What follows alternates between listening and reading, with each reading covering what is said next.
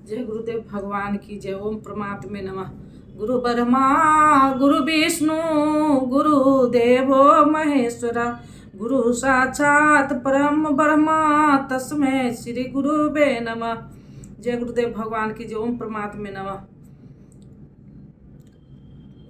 ओम श्री परमात्मे नमः। अर्थार्थ गीता 12वां अध्याय 3 श्लोक। जो मेरे प्रयाण होकर संपूर्ण कर्मों अर्थात आराधना को मुझ में समर्पण करके अनुभाव से योग अर्थात आराधना प्रक्रिया के द्वारा निरंतर चिंतन करते हुए भजते हैं, केवल मुझ में चित्त लगाने वाले उन भक्तों का मैं शीघ्र ही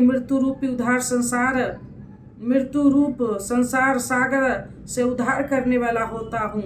इस प्रकार चित्त लगाने की प्रेरणा और विधि पर योगेश्वर प्रकाश डालते हैं।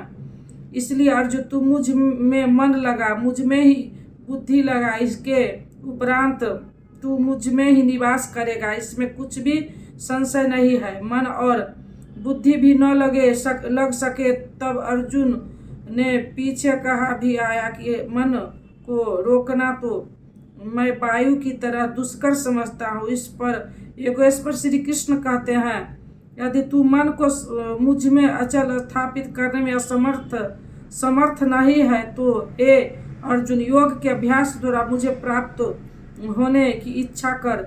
जहाँ भी चित्त जाए वहाँ से घसीट कर उसे आराधना चिंतन क्रिया में लगाने का नाम अभ्यास है। यदि यह भी न पाए तो यदि तू अभ्यास में भी असमर्थ है तो केवल मेरे लिए कर्म कर अर्थात आराधना करने में तत्पर हो जा। इस प्रकार मेरी प्राप्ति के लिए कर्मों को करता हुआ तू मेरी प्राप्ति सिद्धि को ही प्राप्त होगा। अर्थात अभ्यास भी पार न लगे तो साधना पथ में लगे भर रहो।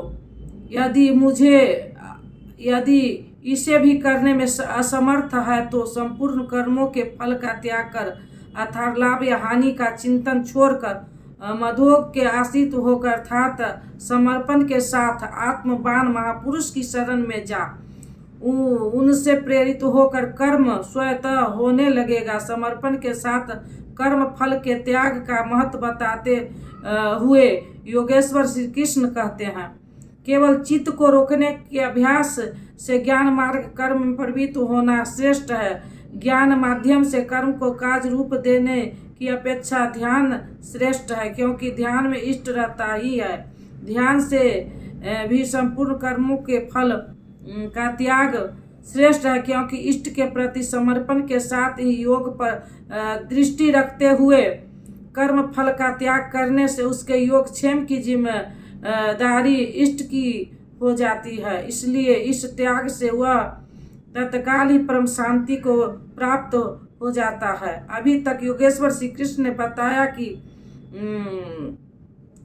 कि अव्यक्त की उपासना करने वाले ज्ञान मार्गी से समर्पण के साथ कर्म करने वाला निष्काम कर्मयोगी श्रेष्ठ है। दोनों एक ही कर्म करते हैं, किंतु ज्ञान मार्गी पथ में व्यवधान अधिक है। इसके अलावा हानि की जिम्मेदारी स्वयं पर रहती है, जबकि समर्पित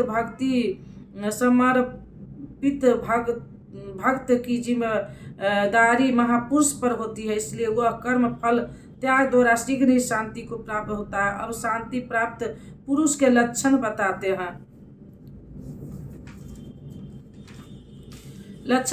हैं। इस प्रकार शांति को प्राप्त हुआ पुरुष सब भूत में देश भाव से रहित, सबका प्रेमी और हेतु रहित दयालु है, और जो ममता से रहित, अहंकार से रहित, सुख दुख की प्राप्ति में सम तथा क्षमा भाव है, जो निरंतर योग की प्रकाष्ठा से संयुक्त है, लाभ तथा हानि में संतुष्ट है, मन तथा इंद्रियों सहित शरीर को वश में किए हुए है, दृढ़ निश्चय वाला है, वह मुझ में समर्पित मन बुद्धि वाला मेरा भक्त मुझे प्रिय है, जिसको कोई भी जीव उद्वेग नहीं होता, प्राप्ति नहीं होती, और जो स्वयं भी किसी जीव से उद्विग्न नहीं होता, वह हर संताप भय और समस्त क्षोभों से भी मुक्त है, वह भक्त मुझे प्रिय है। साधकों के लिए यह श्लोक अत्यंत उपयोगी है। इन्हें इस ढंग से रहना चाहिए कि उनके द्वारा किसी के मन को ठेस न लगे, इतना तो साधक कर सकते हैं। किंतु दूसरे लोग इस आचरण से नहीं चलेंगे, वे तो संसारिक हैं, वे तो आग उगलेंगे, कुछ भी कहेंगे। किंतु पथिक को चाहिए कि अपने हृदय में उनके द्वारा उनके आघातों से भी उथल पुथल न होने दे, चिंतन में सूरत लगी रहे, क्रम न टूटे। उदाहरण के लिए आप स्वयं सड़क पर नियम पूर्वक बाएं चल रहे हैं, कोई मंदिरा पीकर चला आ रहा है, उससे बचना भी आपकी जिम्मेवारी है। जो पुरुष आकांक्षाओं से रहे, सर्वथा पवित्र है, दक्ष अर्थात आराधना की विशेष यज्ञ है। ऐसा नहीं कि वे चोरी करता हो तो दक्ष है। श्री कृष्ण अनुसार कर्म एक ही है, नियत कर्म, आराधना की चिंता। उसमें जो दक्ष है, जो पक्ष विपक्ष से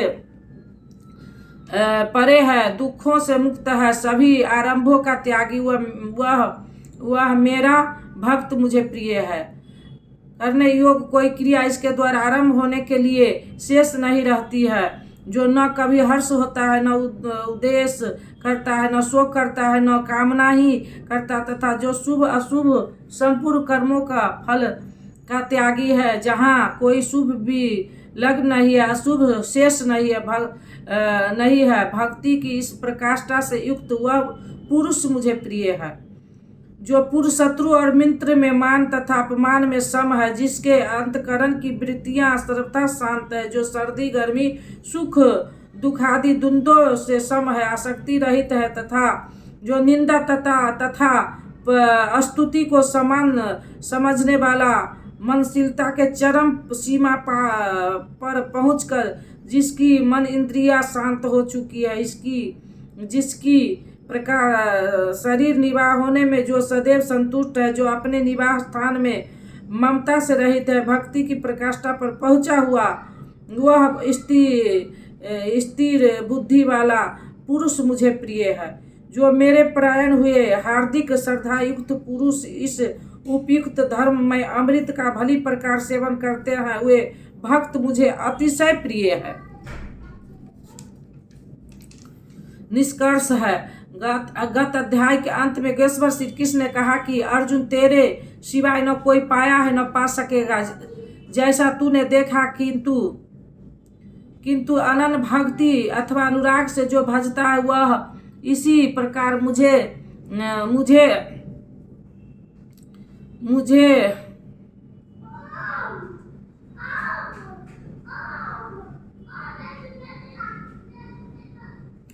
देख सकता है, तत्व के साथ मुझे जान सकता है और मुझ में प्रवेश पा सकता है, अर्थात परमात्मा ऐसी सत्ता है जिसको पाया जा सकता है। अतः अर्जुन भक्त बन।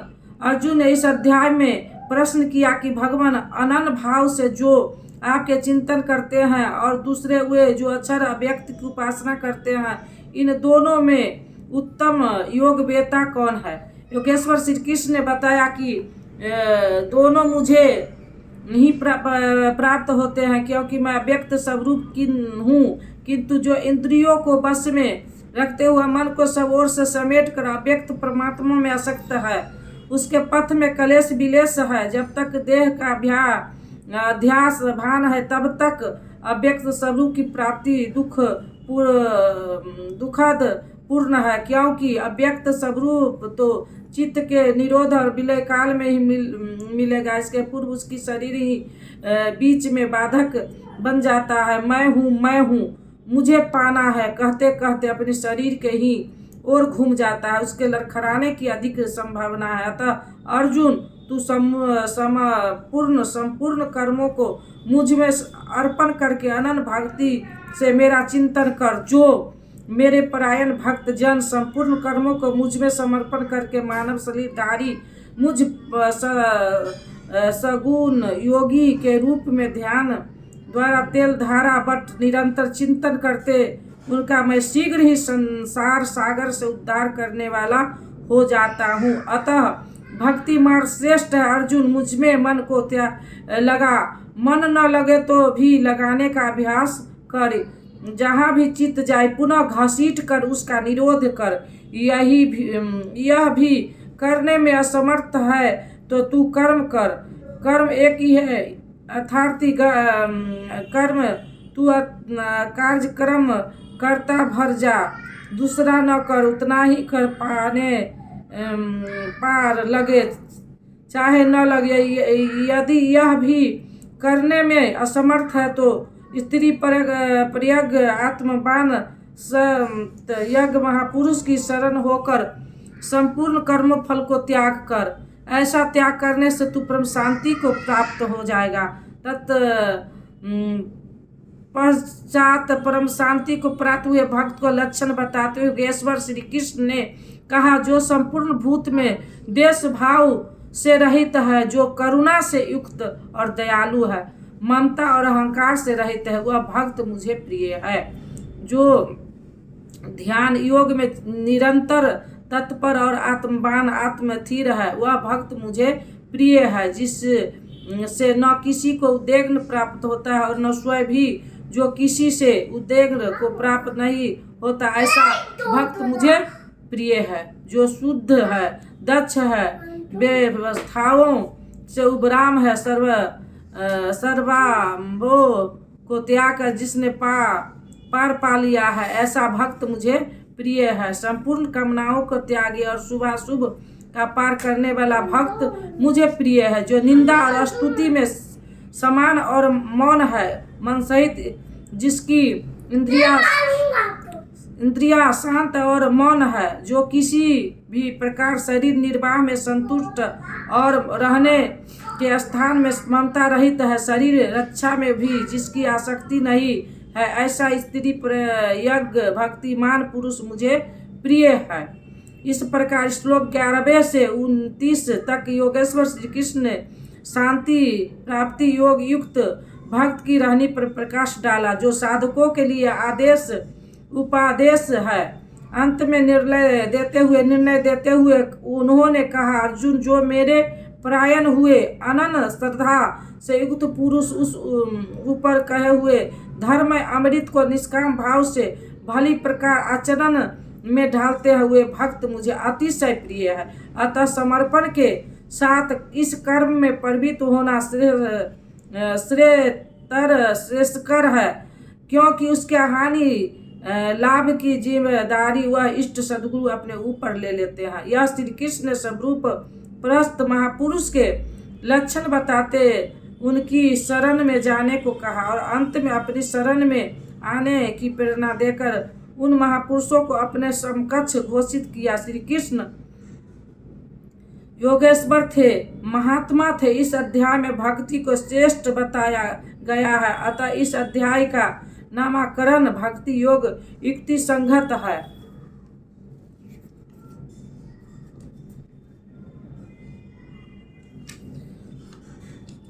इस प्रकार श्रीमद् भगवत गीता रूपी उपनिषद ब्रह्म विद्या तथा योग शास्त्र विषय श्री कृष्ण और अर्जुन के संवाद में भक्ति योग नामक 12वां अध्याय पूर्ण होता है।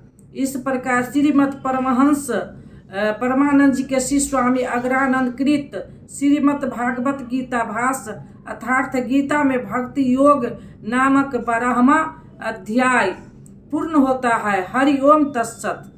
जय गुरुदेव भगवान की जय। अब दे दो गीता ज्ञान मिटे अज्ञान गुरु जी हमारे, हम आए शरण तुम्हारे। अब दे दो गीता ज्ञान मिटे अज्ञान गुरु जी हमारे, हम आए शरण तुम्हारे। बालकपन खेलन में खोया, जौवन निद्रा में तू सोया। भय वृद्धित हो गई जर्जर कात हमारे, हम आए शरण तुम्हारे।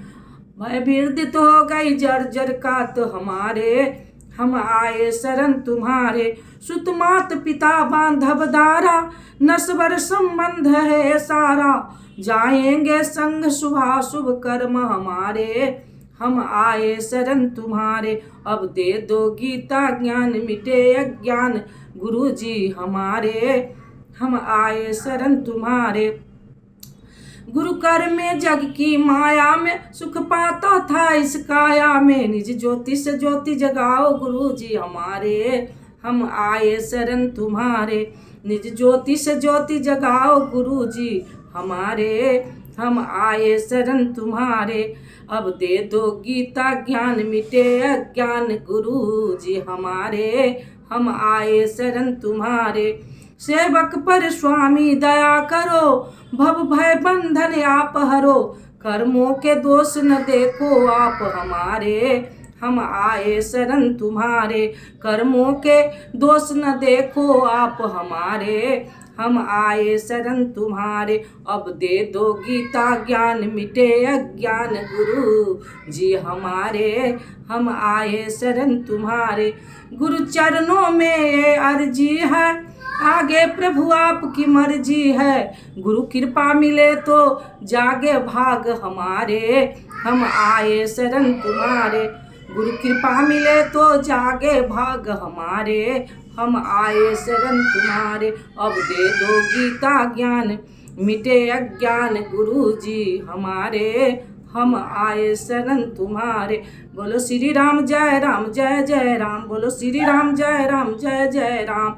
मंगल भवना मंगलहारी, द्रभु दशरथ अजिर बिहारी। जो तुम जानहु अंतर्यामी, पुरबहु मोर मनोरथ स्वामी। अब प्रभु कृपा करहु ऐ भांति, सब तजी भजन करब दिन राति। बोलो श्री राम जय राम जय जय राम, बोलो श्री राम जय राम जय जय राम। सकल विघ्न व्यापहि नहीं तेहि, राम सो कृपा बिलो कहि जेहि।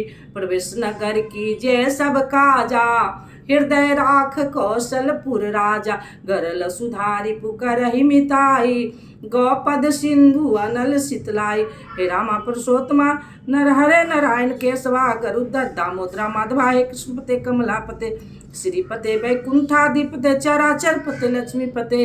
पाहि माम त्राहि माम। ओम शांति शांति शांति।